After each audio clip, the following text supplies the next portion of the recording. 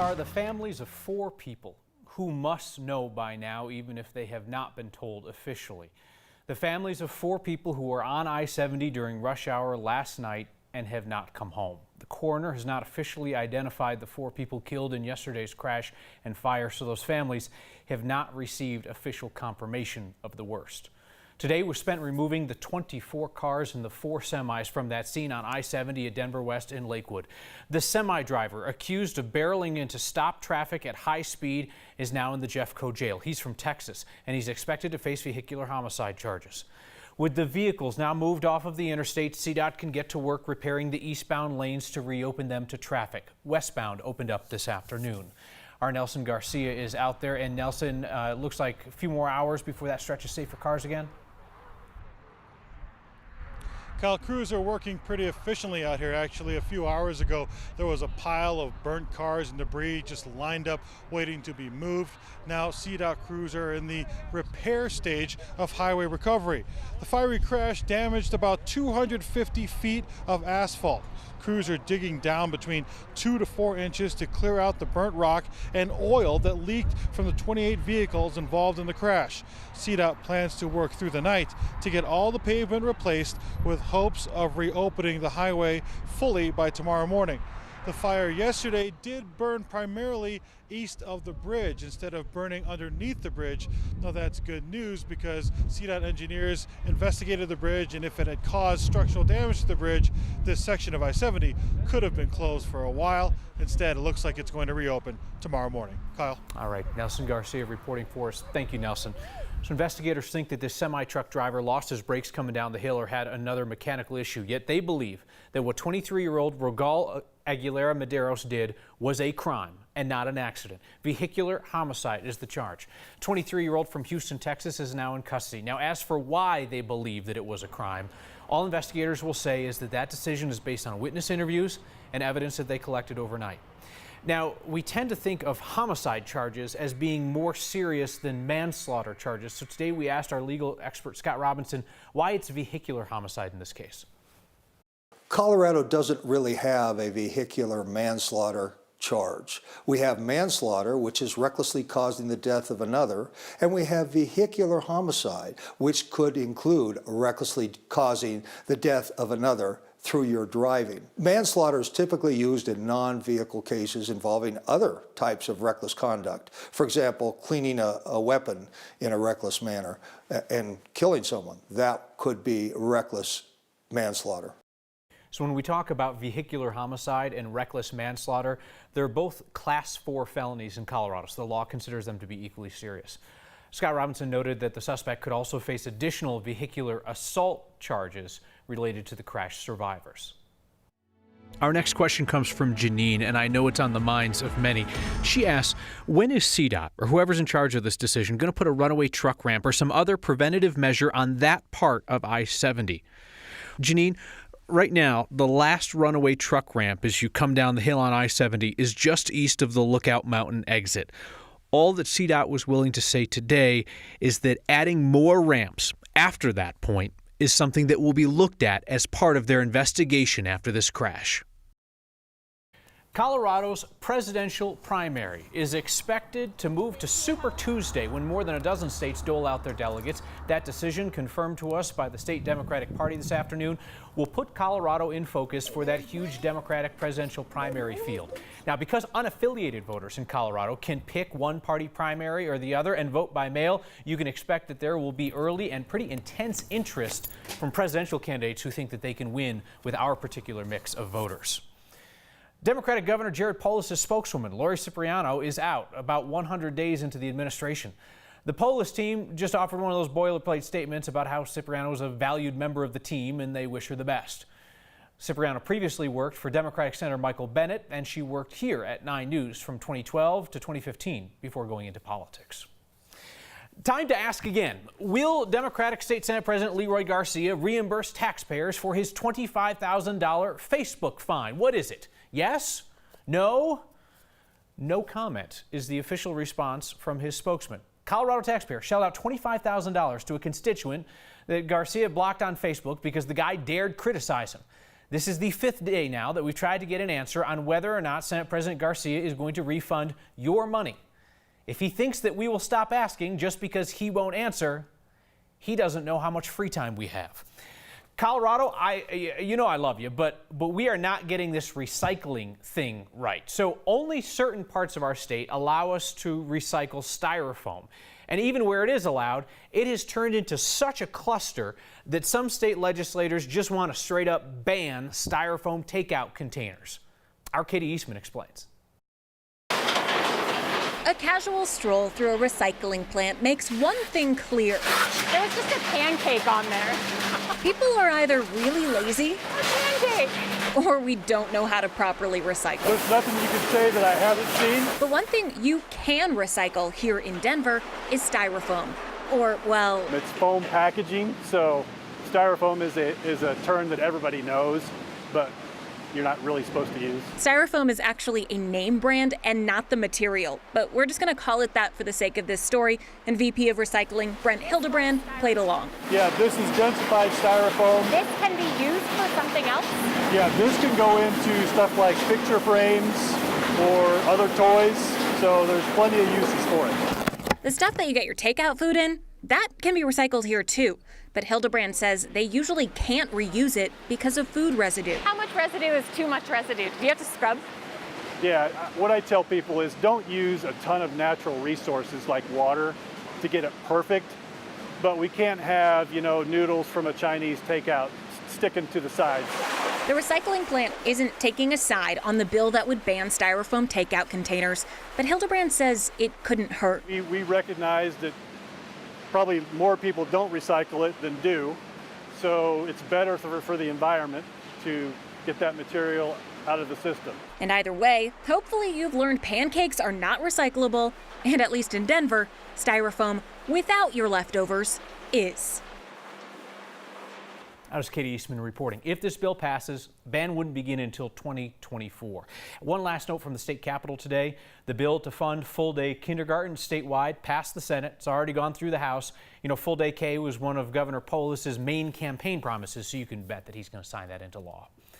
The Denver Elections Office says it has heard from a few of you still waiting on ballots. You should definitely have yours by now. You do still have time to request that one be mailed to you. The deadline for such a request is Monday. You can email the elections office at that email there on your screen or call 311 and press 8. You can also stop by the elections office on 14th Avenue to pick up a ballot. After Monday, your only option to vote if you don't have your mail-in ballot is to stop by a voting center and vote in person. Quiz time. What's bigger than a football field, smells like urine, and is officially on the market? It's the Greyhound bus station in downtown Denver. Our Lori Lizarraga found the Downtown Denver Partnership more than happy to see that bus station hit the road. It's a little scary because the thing that scares people the most is when they don't see anybody else around in the middle of a busy place. And you look at these blank walls and you look at this ramp. Would you feel safe at any time of day walking through there by yourself? It's a fair question. Lucky for me, I'm not alone. I'm with John Desmond. When you look at this area, right, there is nothing going on here. The only time the thing's going on here is gigantic buses pull in. We're at the Greyhound bus station in downtown Denver. Why would you want to come here? And today, John is telling us how he really feels. Because as of this week, the Greyhound bus station is officially for sale. I think it's been something we've been waiting for a long time. And John and the Downtown Denver Partnership are excited. Where you can put a good amount of open space, you can landscape it, you can put in a variety of buildings. He just sees so much potential for this huge space. We don't know who's going to buy it. Not yet, but Jones Lang LaSalle is the brokerage firm in charge of the sale.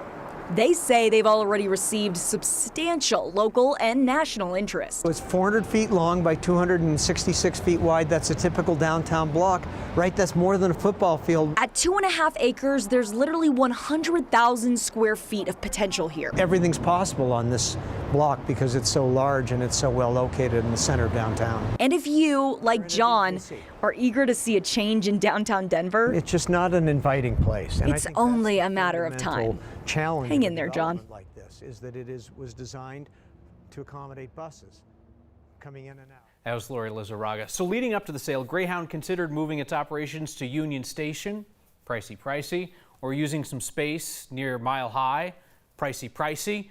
They don't know where they're going to end up. Greyhound's going to continue to operate from the old bus station while it looks for a new location.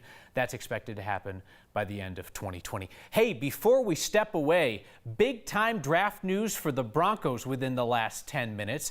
In round 2 of the NFL draft, the Broncos moved around to grab Dalton Risner. He is the hugely talented offensive lineman who grew up just down the road in Wiggins, Colorado, so he's coming home. And they also got Drew Lock, quarterback out of Missouri. Hi, Joe Flacco. Welcome to Denver. Is the G-line working today? I would hope so. It's the first day after all those years of waiting. The Avalanche get ready for round 2 of the Stanley Cup playoffs. We don't like to call them bandwagon fans. Let's say recent hockey aficionados. We'll get you up to speed. And our favorite every Friday is your good news. My good news is we're having bison babies. That's next.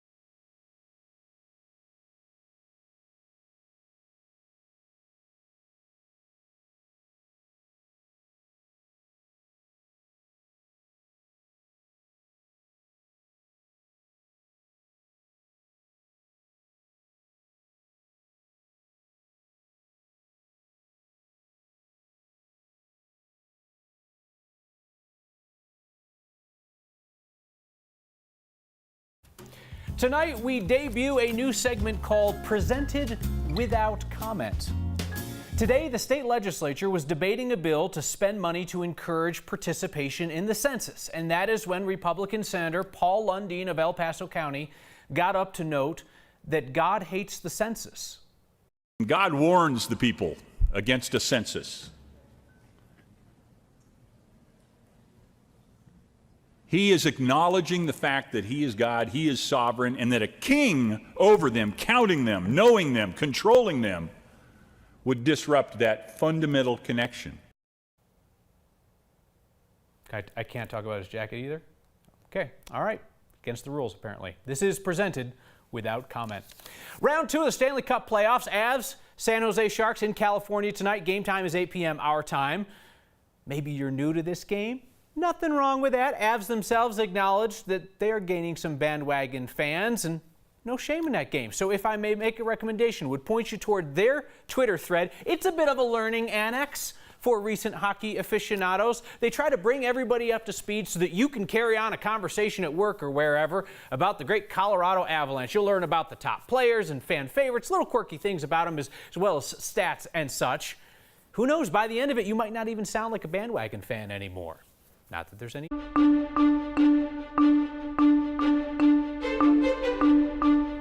Let's not forget about our Red Hawk Colorado Rockies. They are taking the field in Atlanta tonight, already playing, and hoping for another win there as well. Colorado sports teams, amazing recently.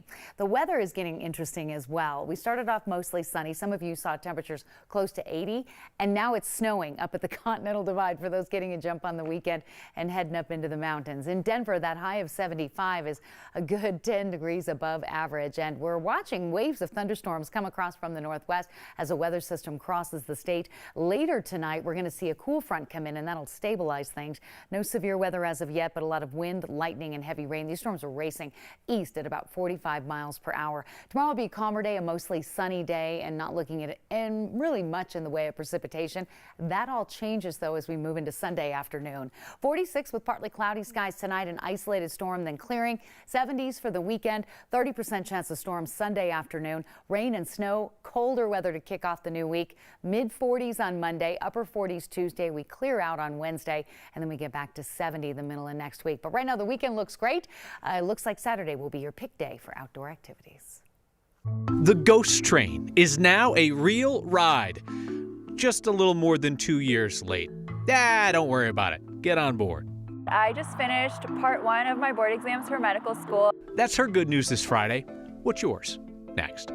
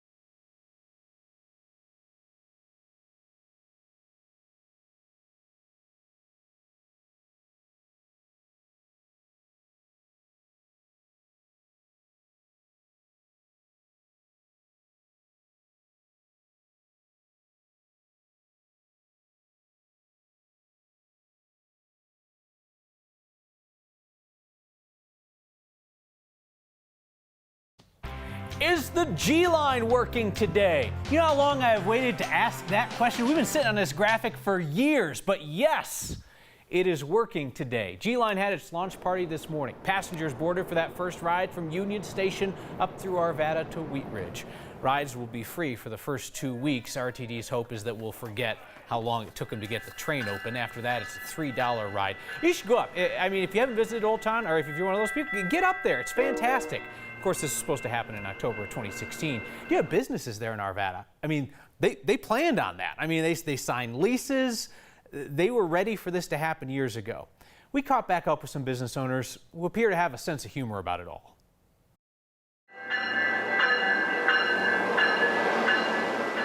I think everyone's excited now. A lot of businesses have different deals going on. We are having the Tangerine G-Lime cocktail, and that is a Hanger 1 lime with some tangerine, some lime, and a radish simple syrup. It's the gold line, so we dyed it gold, and it's a cake batter, so it's like celebratory. It's chocolate sprinkles, chocolate pop rocks, brownies, cake batter, ice cream. G-Line cream, yeah. Klein's is known for beer. Beer hall, we do hand-cranked sausages. All right, there's the brat. We're super excited. We want to get people really pumped to come up from downtown. The G-Line sausage sliders, so it's going to be a trio of sliders. We decided, pretzel bun, sausage, you get 3 of them. You get to try some of our hand-cranked sausages and just get those out there. This cocktail will be on our menu for a while. 16 3-gallon buckets of ice cream. We're all delighted for sure to see it, and we think it's going to do great. So get on up to Arvada and Wheat Ridge, say hi. They could use the company. And we could use some of your good news. We could have used it earlier this week, let me tell you. We'll do that next.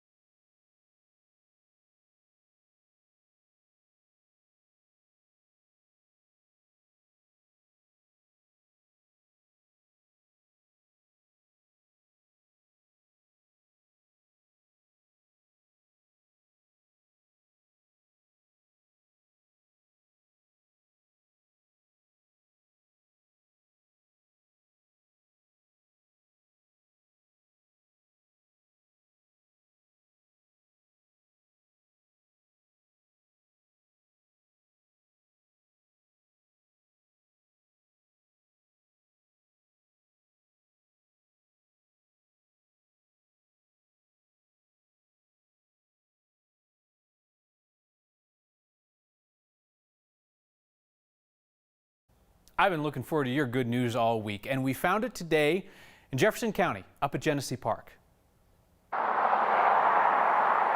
You know what my good news is?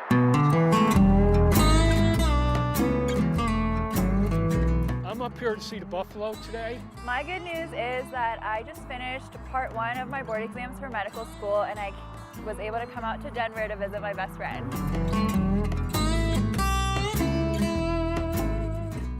We're up here in Genesee Mountain Park, and my good news is we're having bison babies.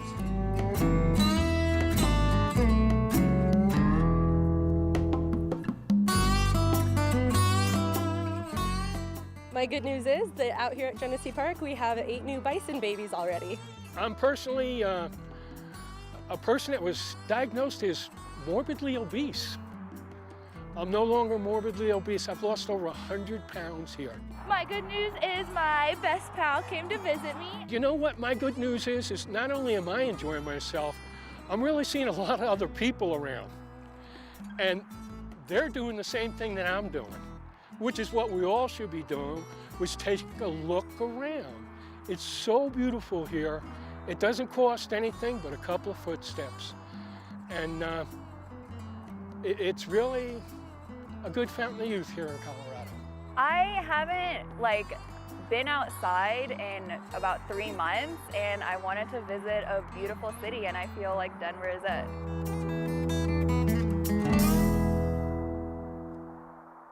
Doesn't cost anything but a couple of footsteps. I love that line. I'm probably going to steal it.